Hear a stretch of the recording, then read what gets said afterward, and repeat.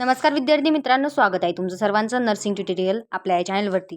तर आज आपण बघणार आहोत JNM फर्स्ट इयरचा बिहेवियर सायन्स 10 जुलै 2019चा क्वेश्चन पेपर आपला आहे. प्रिव्हियस इयर म्हणजेच बोर्डाने जो घेतलेला आहे तोच क्वेश्चन पेपर मी अपलोड करत आहे उत्तरासोबत. तर फर्स्ट इयरच्या विद्यार्थ्यांसाठी आणि सेकंड इयरच्या विद्यार्थ्यांसाठी अत्यंत महत्त्वाची घटना आहे.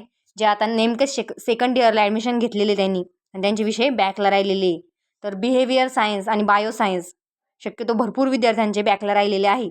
तर त्यासाठी काय करायचं, तुम्हाला आता बॅकचे फॉर्म लास्ट तारीख 31 तारीख जानेवारीची होती.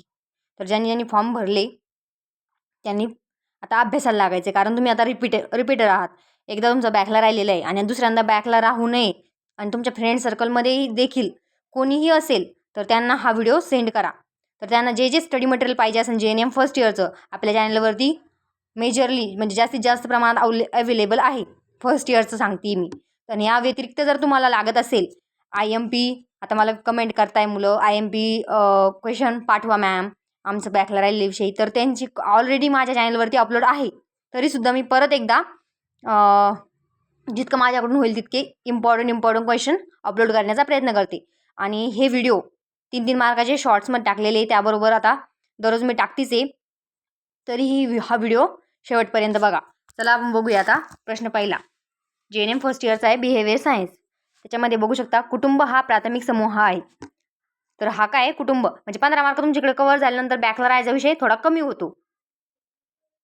तर कुटुंब लक्षात ठेवायचे, प्राथमिक समूह कुटुंब आहे. स्वाभाविक बुद्ध्यांक हा किती असतो सुद्धा, स्वाभाविक बुद्ध्यांक किती पाहिजे तर 90. 100 लक्षात ठेवा तुम्ही, मग 90 ते 110 हेला तुमच्या लक्षात राहील. स्वाभाविक बुद्ध्यांक किती पाहिजे, 100% पाहिजे, म्हणजे 90 ते 110 एवढा असतो. समजलं. त्यानंतर मास्लो आल्यानंतर मास्लो यांच्या मते काय, आत्मविश्वास विकीकरण, आत्मविश्वास लक्षात ठेवायचं मास्लो आल्यानंतर. गरज पण लक्षात ठेवा, अंतिम गरज असते. मास्लोनी गरज आपल्याला सांगितलेली कशी गरज असते. त्यानंतर स्वतःच्या अपयशाकरिता इतरांना दोष देणे, याला काय म्हणतो आपण, प्रोजेक्शन. त्याचबरोबर खूप सोपा सब्जेक्ट हा, तरीसुद्धा बॅकला राहिलेला आहे. आणि बायोसायन्स थोडा हार्ड जातोच विद्यार्थ्यांना, परंतु बिहेवियर सायन्स भरपूर विद्यार्थ्यांचा बॅक राहिलेला आहे. परंतु खूप सोपा आहे, कारण तुम्ही मनाने भरपूर लिहू शकता. आता प्रोजेक्शन असे म्हणतात. त्यानंतर ऑगस्ट कोमते, तर हे यांना ऑगस्ट कोमते यांना काय म्हणलो आपण, कोणाचे जनक मानतो तर समाजशास्त्राचे, सोशलॉजीचे काय जनक आहे. समजलं. त्यानंतर बघू शकता आपण चुकी बरोबर नाही, जोड्या जुळवा. तर जोड्या जुळवा 5 मार्काला विचारलं जातं.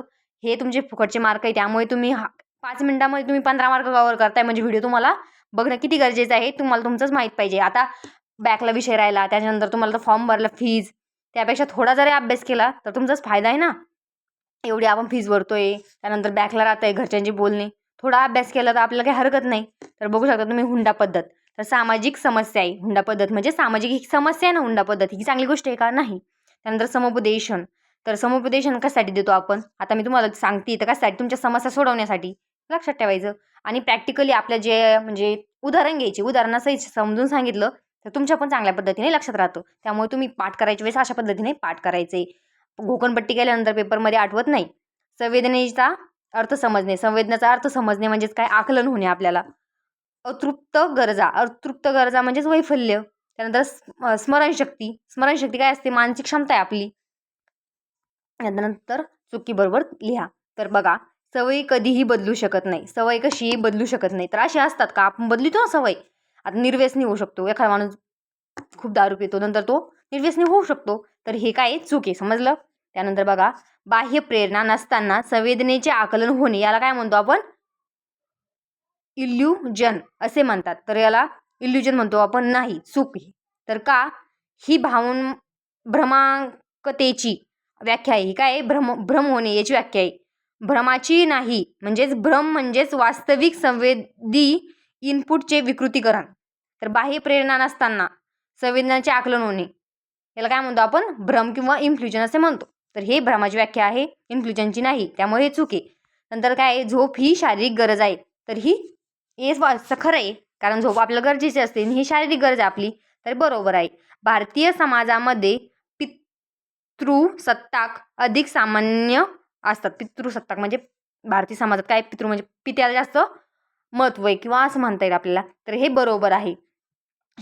तर हे चुकीची गोष्ट आहे, परंतु आता भारतामध्ये म्हणलं आणि बरोबरच म्हणावं लागेल. त्यानंतर शिक्षण ही एक सतत चालणारी प्रक्रिया नाही, तर हे चूक आहे. वाक्यातच निगेटिव्ह असं निगेटिव्ह ना, तर चूक आहे. कारण शिक्षण ही आजीवन प्रक्रिया आहे, जी आपण जगाशी संवाद साधत असताना सतत घडत असते. तर कसे ही हे चूक आहे. तर समजलं. आता अशाच व्हिडिओ पाहिजे असेल किंवा क्वेश्चन पेपर पाहिजे असेल तुम्हाला सॉल्व करून, तर आता जास्तीत जास्त क्वेश्चन पेपर प्रिफर करा. कारण प्रिव्हियस इयरचेच क्वेश्चन रिपीट होतात. तुम्ही जर प्रिव्हियस इयरच्या 5-5 क्वेश्चन पेपर वाचून जरी काढल्या, तर तुम्हाला भरपूर पासिंग व्हायला तुमची गॅरंटी पासिंग होऊन जाते. जर तुम्हाला स्कोरिंग करायचं आहे, तर टॉपिक वाईज तुम्हाला आता टॉपिक वाईज तर जे फर्स्ट इयरचे फ्रेशर आहे त्यांनी चांगला अभ्यास करा, आणि जे रिपीटर आहे किंवा ज्यांची बॅकला राहिलेले त्यांनी फक्त प्रिव्हियस इयरचे क्वेश्चन पेपर प्रिपेअर करा चांगल्या पद्धतीने. 5-5 क्वेश्चन पेपर जरी केल्या 4 विषयाच्या 20 क्वेश्चन पेपर वाचून काढल्या तरी तुम्ही पास होताल. तर सर्वांसाठी ऑल द बेस्ट आणि सर्वांनी चांगला अभ्यास करा. धन्यवाद.